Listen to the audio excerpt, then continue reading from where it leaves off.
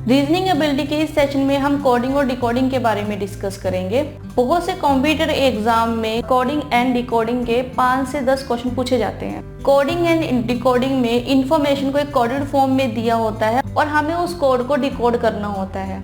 ठीक है, हमें जो इन्फॉर्मेशन का सेट दिया होता है हमें उसे समझना होता है कि कोड दिया हुआ है वो किस तरह से दिया। बाकी अगर हमें कोई और इन्फॉर्मेशन दिया हमें उसके अकॉर्डिंग उस इन्फॉर्मेशन को उस कोड में कन्वर्ट करना होता है। तो उस कोड के पीछे बहुत सारे लॉजिक हो सकते हैं जो कि इनफिनाइट है। हमें नहीं पता कितने तरह के लॉजिक के हिसाब से हमसे क्वेश्चन पूछे जा सकते हैं। तो कुछ टाइप्स हमने यहाँ पर दी हुई है, तो आइए पहले इन्हें समझते हैं, उसके बाद हम इससे रिलेटेड कुछ एग्जाम्पल्स करेंगे।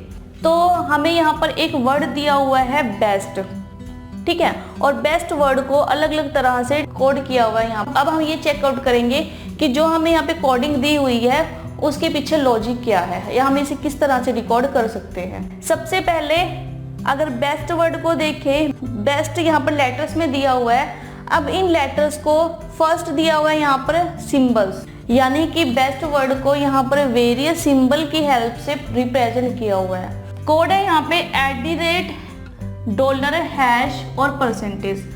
अब यहाँ पर अगर हम ऑब्जर्व करें तो बेस्ट में 4 लेटर है और यहाँ पर भी जो हमें सिंबल्स दिए हुए हैं वो 4 हैं। तो यहाँ पर क्लियर है कि जो बी का कोड है वो @ है और जो ई का कोड है वो $, है और जो एस का कोड है वो यहाँ पर हैश है और जो टी का कोड है वो यहाँ पर परसेंटेज है। तो यहाँ पर हमें जो बेस्ट वर्ड दिया हुआ है उसको हमने सिंपल जो सिंबल्स हमें दिए हुए हैं उसमें कोडेड किया है और अब हमें पता है कि हर एक लेटर का कोड क्या है। नेक्स्ट टाइप है यहाँ पर CFTU। अब बेस्ट वर्ड को जो कोड किया गया है वो किया गया है CFTU, यानी कि बी का कोड यहाँ पर C है और ई का कोड यहाँ पर F है, एस का कोड यहाँ पर T है और टी का कोड यहाँ पर U है।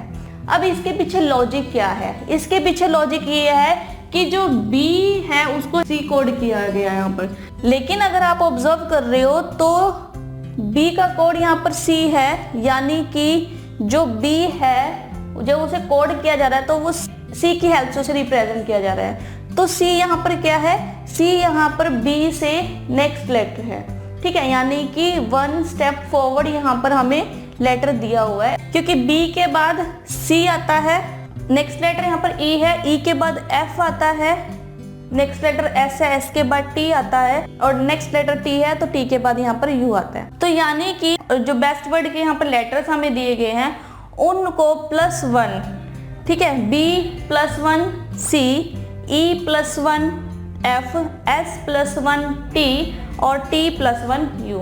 तो हमारे पास जो यहाँ पर लॉजिक है वो +1 का है, ठीक है, यानी कि इन लेटर में +1 किया गया है और इनसे नेक्स्ट लेटर हमें यहाँ पर दिए हुए हैं। नेक्स्ट लॉजिक दिया हुआ है यहाँ पर ADRS। बेस्ट वर्ड के लेटर्स को ADRS की हेल्प से रिप्रेजेंट किया गया है यहाँ पर। तो अब अगर हम इसके पीछे का लॉजिक देखें यहाँ पर तो B को जो रिप्रेजेंट कर रहा है लेटर वो A है, E को जो रिप्रेजेंट कर रहा है वो D है और S को जो रिप्रेजेंट कर रहा है वो R है और T को जो रिप्रेजेंट कर रहा है वो S है, ठीक है। तो अगर आप यहाँ ऑब्जर्व कर रहे हो तो A यहाँ पर B से पिछला लेटर है एक, ठीक है, यानी कि B से एक स्टेप पीछे का लेटर और D भी यहाँ पर E से एक स्टेप पीछे का लेटर है, ठीक है, और R भी यहाँ पे S से एक स्टेप पीछे का लेटर है और S भी यहाँ पर T से एक स्टेप पीछे का लेटर है, ठीक है, यानी कि ADRS जो है वो बेस्ट वर्ड के जो लेटर है उनसे एक स्टेप पीछे के लेटर हमें दिए हुए हैं। तो जिससे पहले के लेटर है वो हमें दिए हुए, यानी कि -1 किया गया है B में से, ताकि जो इससे पहले के लेटर्स है वो हम यहाँ पर फाइंड आउट कर सके और ये हमारे पास लॉजिक दिया हुआ है कोडेड फॉर्म में। नेक्स्ट यहाँ पर जो कोड दिया गया है वो है AFRU। AFRU बेस्ट वर्ड के लेटर्स को रिप्रेजेंट कर रहा है। तो यहाँ पर इसके पीछे क्या लॉजिक है? अब हमें पता है कि जो B है उससे पहले A आता है, E और F, E के बाद F आता है, ठीक है, फिर S और R, R S से पहले आता है, फिर T और U, जो U है वो T के बाद आता है। तो यानी कि यहाँ पर जो लॉजिक है वो B -1 A, E +1 F, फिर -1 S -1 R, फिर +1 T +1 U। तो यहाँ पर हमें जो लॉजिक दिया गया है वो है -1 +1 -1 +1, यानी कि एक लेटर पहले का और सेकेंड लेटर के आगे का लेटर, फिर थर्ड लेटर के का पहले का लेटर और फोर्थ लेटर के बाद का लेटर। ठीक है, तो इस तरह से हमें ये कोड यहाँ पर दिया हुआ है। नेक्स्ट कोड है यहाँ पर CGVX। नेक्स्ट कोड है यहाँ पर CGVX। अगर हम इसके पीछे का लॉजिक देखें तो B के बाद आता है यानी कि +1, E के EFG।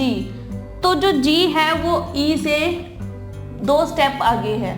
ठीक है, F और G तो +2 की पोजीशन पर है, तो जो G है वो +2, then V, S, T, U and V, यानी कि ये 3 स्टेप्स आगे हैं। ठीक है, तो +3 और X, फोर्थ लेटर है T, U, V, W, X। तो यानी कि जो X है वो +4 की पोजीशन पर है। ठीक है, तो यहाँ पर जो हमें लॉजिक दिया हुआ है वो +1 +2 +3 +4, यानी कि B में +1 ऐड करें तो C आएगा, E में +2 ऐड करें तो G आएगा, S में +3 ऐड करें तो V आएगा। ठीक है, और T में +4 देखें तो X आएगा। तो इस तरह से इस कोड को यहाँ पर बनाया गया है। देखने में नहीं हमें पता लगता कि ये क्या लॉजिक दिया हुआ है, लेकिन अगर हम इसे ऑब्जर्व करना शुरू करें कि इस लेटर से कितना डिस्टेंस है, तो हम लोगों को क्लियर होना शुरू होगा कि फर्स्ट लेटर का जो डिस्टेंस है वो 1 लेटर का है, सेकेंड लेटर का जो डिस्टेंस है वो 2 लेटर्स का है, थर्ड लेटर का जो डिस्टेंस है वो 3 लेटर्स का है, और जो फोर्थ लेटर का डिस्टेंस है वो 4 लेटर का है यहाँ पर। ठीक है, तो इसके पीछे का जो लॉजिक है वो है +1 +2 +3 +4। ठीक है, तो हमने इस साइड के जो लॉजिक्स देखे तो उसमें फर्स्ट लॉजिक था कि बेस्ट वर्ड को सिंबल से रिप्रेजेंट किया हुआ है। सेकंड था कि जो बेस्ट वर्ड है उसे +1 फॉरवर्डेड डायरेक्शन में प्रेजेंट किया गया है। नेक्स्ट था कि जो बेस्ट वर्ड है उसे 1 स्टेप पहले, ठीक है, 1 स्टेप बैकवर्ड में इसे रिप्रेजेंट किया गया है। इससे नेक्स्ट था कि अल्टरनेटिव जो पोजीशंस है उन्हें -1 +1 -1 +1 अल्टरनेटिव पोजीशंस को यहाँ पे रिप्रेजेंट किया गया है -1 और +1 की हेल्प से। ठीक है, और जो लास्ट यहाँ पर कोडिंग थी वो थी कि जो लेटर्स हैं उन्हें इंक्रीजिंग ऑर्डर में यहाँ पर रिप्रेजेंट किया गया है, +1 +2 +3 +4। तो जो इंक्रीजिंग ऑर्डर था यहाँ पर वो +1 +2 +3 +4 की हेल्प से दिया हुआ था। अब यहाँ पर जो हमने वेज देखे ये कुछ ही वेज है। ठीक है, ये कोई कंफर्म नहीं है कि इस तरह का ही वेज रहेगा किसी भी वर्ड को कोडिंग करने का और डिकोडिंग करने का। हो सकता है इससे भी अलग वेज दिए हों, तो हमें उन्हें ऑब्जर्व करना होगा कि किस तरह का लॉजिक इस कोड के पीछे हमें दिया गया है। तो इसके लिए कोई फॉर्मूला या कोई रूल्स नहीं है हमारे पास, ये सिर्फ ऑब्जर्वेशन पर बेस्ड है कि अगर हमें जो भी कोड यहाँ पर दिया गया है हम उसे किस तरह से समझ सकते हैं। तो ये जो कोडिंग है ये ट्रायल एंड एरर पर बेस्ड है, तो आप इस पर ट्राई कीजिए। तो अगर आप इस कोडिंग को डिकोड कर सकते हो तो ही आप इस तरह के क्वेश्चन को पिकअप कीजिए। ठीक है, क्योंकि अगर आपको लॉजिक ही नहीं समझ में आएगा तो आप आंसर भी ऑब्वियस है गलत ही देने वाले हो। तो आप ध्यान रखिए कि क्या लॉजिक दिया गया है। ये सिर्फ कुछ पर्टिकुलर यहाँ पर हमने जो कोडिंग है वो शो करी है। तो हो सकता है कि बहुत सारी तरह की, हम पहले ही कह चुके हैं कि जो लॉजिक्स है वो इनफाइनाइट है। ठीक है, तो ये कुछ ही लॉजिक्स है, तो ध्यान रखिए आप। अब हमने लेफ्ट साइड के लॉजिक्स की देखे, अब हम राइट साइड के लॉजिक देखते हैं। तो इस साइड पे जो फर्स्ट यहाँ पर है तो ये हमें कोड दिया हुआ है 251920। अभी तक तो हम अल्फाबेटिकली समझ रहे थे इसे कि कैसे इसको रिप्रेजेंट किया गया है, +1 की हेल्प से, -1 की हेल्प से, या अल्टरनेटिव +1 -1 की हेल्प से। ठीक है, या फिर इंक्रीजिंग ऑर्डर में या फिर डिक्रीजिंग ऑर्डर में। ये भी काफ़ी तरह से हो सकते हैं। ठीक है, जरूरी नहीं है कि यही हो, +1 हो, -1 हो, +1 फिर -1 हो सकता है। यहाँ पे +2 -2 +2 -2, या फिर +3 -3 +3 -3। ठीक है, हो सकता है कुछ और ही लेटर्स यहाँ पर दिए हों, तो हमने उनके पीछे का लॉजिक फाइंड आउट करना होगा। अब ये अल्फाबेटिकली थे सारे के सारे लॉजिक, लेकिन यहाँ पर जो हमें कोड दिया गया है वो हमें अब डिजिट्स में दिया हुआ है 251920। अब हम इसे कैसे फाइंड आउट करेंगे 251920 को? तो अगर हम इसके पीछे का लॉजिक देखें ऑब्जर्व करने पर, तो इसके पीछे का लॉजिक ये है कि जो बेस्ट वर्ड है अगर उसे यहाँ नंबर की अकॉर्डिंग देखें तो 251920। तो अगर हम अल्फाबेटिकल ऑर्डर में इनकी पोजीशंस फाइंड आउट करें तो अल्फाबेटिकली जो बी है वो सेकंड पोजीशन पर है, जो ई है वो 5th पोजीशन पर है, और जो एच है वो 19 पोजीशन पर है, और जो टी है वो 20th पोजीशन पर है। अब आप लोगों को क्लियर हो रहा होगा कि जो 251920 ये एक्चुअल में 2519 और 20 है, क्योंकि इनके जो प्लेस है अल्फाबेटिकली ऑर्डर में वो हमें दिए हुए हैं यहाँ पर कि ये 1 to 26 नंबर में किस प्लेस पर आते हैं। ठीक है, तो 251920 यहाँ पर इनका जो है वो प्लेस दिया हुआ है जो अल्फाबेटिकल ऑर्डर है। तो हमें ये क्लियर है कि जो ये हमें फर्स्ट लॉजिक यहाँ पर दिया गया है न्यूमेरिकली, तो इसका लॉजिक क्या है? इसका लॉजिक है अल्फाबेटिकल ऑर्डर पोजीशन। तो हमें यहाँ पे अल्फाबेटिकली पोजीशंस दी हुई हैं कि कौन से लेटर की क्या पोजीशन है, और हमें यहाँ पर वो मेंशन की हुई है। नेक्स्ट कोडिंग है यहाँ पर 252287। तो अगर हम इसके पीछे का लॉजिक देखें 252287 ये पीछे का, तो यहाँ पर अगर हम इनका प्लेस, अभी हमने पिछले कोड में देखा था कि जो इनका अल्फाबेटिकल प्लेस था वो था 251920।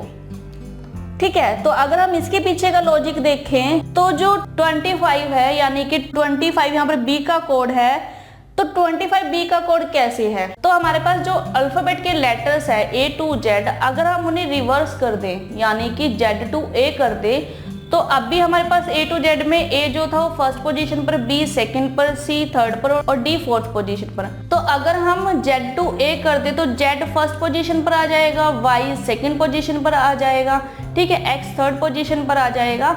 तो यहाँ पर अगर हम रिवर्स अल्फाबेटिकल ऑर्डर में इनकी पोजीशन देखें तो B की पोजीशन होगी 25th नंबर पे, E की पोजीशन होगी 22 नंबर पे, S की पोजीशन होगी 8th नंबर पे और T की पोजीशन होगी 7 नंबर। अगर आप लोगों को उसकी पोजीशन नहीं पता तो आप उसे कैसे फाइंड आउट कर सकते हो? रैंकिंग और ऑर्डरिंग में ये हमने सीखा था। रैंकिंग और ऑर्डरिंग में हमने सीखा था कि अगर हमें किसी ऑब्जेक्ट या किसी पर्सन की पोजीशन फाइंड आउट करनी है तो हम वो कैसे फाइंड आउट कर सकते हैं? टोटल माइनस पोजीशन प्लस 1 की हेल्प से। अगर हमें किसी लेटर की अल्फाबेटिकली पोजीशन पता है तो हम उसकी रिवर्स अल्फाबेटिकली पोजीशन भी फाइंड आउट कर सकते हैं। कैसे? अब सपोज कि हमें A डैश यानी कि रिवर्स अल्फाबेटिकली ऑर्डर में A की पोजीशन फाइंड आउट करनी है, तो हम क्या करेंगे? तो हम करेंगे total minus position plus 1। Total कितने लेटर्स है? 26 माइनस P पोजीशन है इसकी फर्स्ट प्लस 1, तो रिवर्सली इसकी जो पोजीशन आएगी वो आएगी 26। ठीक है, ऐसे ही अगर हमें B की फाइंड आउट करनी हो तो टोटल है 26 माइनस पोजीशन है सेकेंड नंबर पे प्लस 1, तो 26 माइनस 1 तो ये होगा 25। सपोज कि अगर हमें O की पोजीशन फाइंड आउट करनी हो तो O की रिवर्स अल्फाबेटिकल ऑर्डर में 26 और जो अल्फाबेटिकल ऑर्डर है उसमें O की पोजीशन क्या है? 15 प्लस 1, तो 26 माइनस 14, 26 माइनस 14 12। ठीक है, तो O की पोजीशन होगी 12 पोजीशन पर रिवर्स अल्फाबेटिकल ऑर्डर में। तो यहाँ पर जो हमें लेटर दिए हुए हैं, बेस्ट वर्ड के लेटर दिए हुए हैं हमें, तो अगर हमें इनकी रिवर्स अल्फाबेटिकली ऑर्डर में पोजीशन फाइंड आउट करनी हो, अगर हमें बी की पता है, ई की पता है क्योंकि ये लास्ट के लेटर्स रहेंगे, एस और टी की नहीं पता अगर हमें, तो हम वो कैसे फाइंड आउट करेंगे? हम फाइंड आउट करेंगे फॉर्मूले की हेल्प से, टोटल माइनस पोजीशन प्लस 1 की हेल्प से। तो यहाँ पर हमारे पास जो सेकेंड न्यूमेरिकल कोडिंग दी हुई है वो दी हुई है रिवर्स अल्फाबेटिकल ऑर्डर में। ठीक है, नेक्स्ट कोड दिया हुआ है यहाँ पे YBHG, बेस्ट वर्ड के लेटर्स को YBHG की हेल्प से यहाँ पर हमें की हेल्प से इसे रिप्रेजेंट किया हुआ है। तो अगर हम यहाँ देखें B का कोड है Y, E का कोड है V और S का कोड H और T का कोड यहाँ पर G। तो अगर हम इसके ऑब्जर्व करें तो अब हमारे पास यहाँ पर क्या है कि जो अल्फाबेटिकल ऑर्डर है और जो रिवर्स अल्फाबेटिकल ऑर्डर है, अल्फाबेटिकल ऑर्डर में बी का सेकंड प्लेस है और रिवर्स अल्फाबेटिकल ऑर्डर में वाई का सेकंड प्लेस है। ऐसे ही अल्फाबेटिकल ऑर्डर में ई फिफ्थ प्लेस पर है। इसी तरह से एस का अल्फाबेटिकल जो ऑर्डर है वो 19 है, तो रिवर्स अल्फाबेटिकल ऑर्डर में एच होगा, ठीक है। और अगर अल्फाबेटिकल ऑर्डर में टी का पोजीशन 20th है तो रिवर्स अल्फाबेटिकल ऑर्डर में 20th लेटर होगा जी, ठीक है। तो हमारे पास जो यहाँ पर कोड दिया हुआ है वो रिवर्स डायरेक्शन से दिया हुआ है। तो यहाँ पर अब हमें क्लियर है कि जो यहाँ पर कोड दिया हुआ है वो सेम पोजीशन पर है रिवर्स अल्फाबेटिकल ऑर्डर के। पिछले कोड में हमें रिवर्स अल्फाबेटिकल ऑर्डर की पोजीशंस दी हुई थी, ठीक है। तो ये रिवर्स डायरेक्शन की पोजीशन है, ठीक है। और ये रिवर्स डायरेक्शन के अकॉर्डिंग जो सेकंड प्लेस पर हमारे पास बी है तो यहाँ पर वाई आया, ई है तो वी आया, ठीक है। एस है तो एच हुआ और टी है तो जी हुआ, ठीक है। तो ये रिवर्स डायरेक्शन में हमें दिया हुआ है कोड। नेक्स्ट कोड दिया हुआ है हमें बेस्ट वर्ड का 46। अभी तक हमें क्लियर था कि जो नंबर में हमें जो कोड दिए हुए हैं वर्ड के लेटर है उसकी पोजीशंस हैं। तो हम कैसे ऑब्जर्व करेंगे कि इसके पीछे का लॉजिक क्या है। अगर हम इसके पीछे का लॉजिक ऑब्जर्व करें तो जो बेस्ट वर्ड के लेटर की पोजीशन है 2 5 1 9 2 0, 2 + 5 7, 7 + 19 26, 26 + 20 46। यानी कि जो यहाँ पर कोड दिया गया है 46 वो है सम। बेस्ट वर्ड के लेटर की जो पोजीशन है उनका सम दिया हुआ है 2 + 5 + 19 + 20, तो ये होता है 46। तो यहाँ पर हमें जो लॉजिक दिया है उसका मीनिंग है कि जो वर्ड के लेटर है उनकी पोजीशन का सम। नेक्स्ट कोड है हमारे पास 3800। बेस्ट वर्ड की कोडिंग दी हुई है हमें 3800। तो 3800 ये किस तरह से आएगा हमारे पास। तो अगर हम इसके पीछे का लॉजिक भी देखें तो 2 × 5 × 19 × 20, अगर हम इसे मल्टीप्लाई करें तो 2 × 5 10, 10 × 19 190, 190 × 20 3800। यानी कि जो इसके पीछे का ये लॉजिक है ये है मल्टीप्लिकेशन या फिर प्रोडक्ट।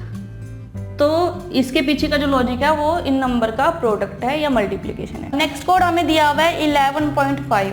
अगर हम इसके पीछे का लॉजिक देखें तो 11.5, अब सम था इनका 46, तो सम तो नहीं होगा, ये सम से कम है, ठीक है। जो सम है इनका 46 इससे कम है। तो अगर हम इनका एवरेज देखें तो एवरेज 46 / 4, 46 / 4 कितना होता है 1.5। एवरेज यानी कि sum of the element divide by number of element. Sum of the element है यहाँ पे 46 और नंबर ऑफ एलिमेंट है यहाँ पे 4, 1 2 3 एंड 4। तो 46 / 4, तो यह है हमारे पास 11.5। तो अब आप लोगों को कुछ लॉजिक यहाँ पर क्लियर हुए होंगे कि जो फर्स्ट लॉजिक था राइट साइड पे वो था अल्फाबेटिकल ऑर्डर पोजीशंस क्या है लेटर की।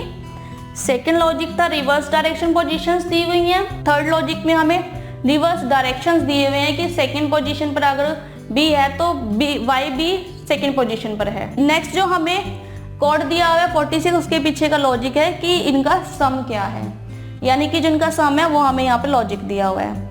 नेक्स्ट हमें प्रोडक्ट दिया हुआ है लॉजिक, ठीक है। नेक्स्ट दिया हुआ है हमें एवरेज, जो लेटर्स है हमारे पास उन वर्ड्स का एवरेज कितना है। तो सिंपली हम उन वर्ड की पोजीशन का सम करके एवरेज फाइंड आउट कर लेंगे। आप लोगों का अब लॉजिक क्लियर है यहाँ पर कि इस तरह के लॉजिक्स हो सकते हैं, अप्रोक्स है, लेकिन हमें एक्चुअल में नहीं पता कि जो क्वेश्चन पूछा जाएगा या क्वेश्चन जो हमें दिया जाएगा उसके पीछे लॉजिक क्या रहने वाला है, ठीक है। तो ये आपकी ऑब्जर्वेशन पर डिपेंड करता है कि आप उस लॉजिक को कितनी जल्दी ऑब्जर्व करते हो कि किस तरह से ये लॉजिक हमें दिया हुआ है। तो आइए इससे रिलेटेड कुछ एग्जांपल्स करते हैं ताकि आपको ये जो कॉन्सेप्ट है ये क्लियर हो।